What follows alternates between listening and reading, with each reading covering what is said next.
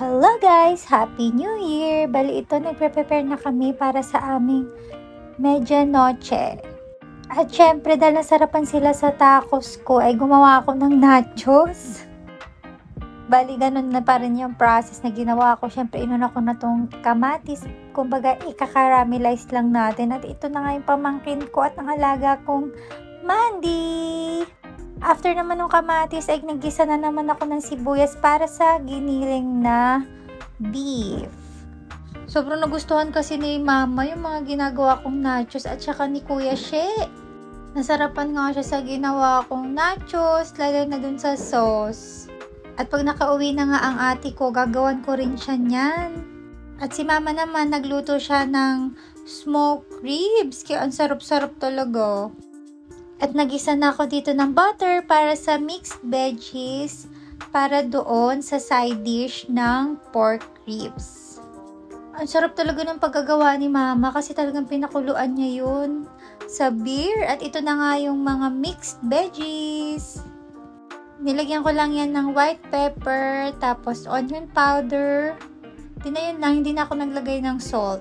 After naman ito, medyo tinusta ko lang yung sesame seeds kasi ilalagay yan dun sa pork ribs na smoke.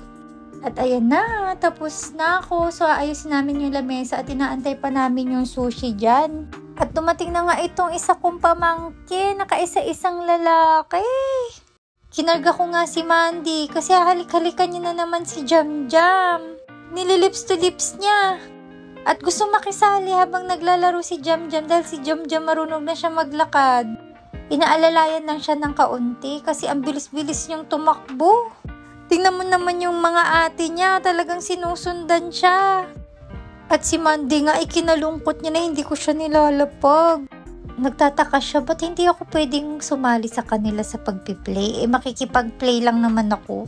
At pinicturan ko nga itong mga pamangkin ko. Ang cute nila. At ito na ang aming handa.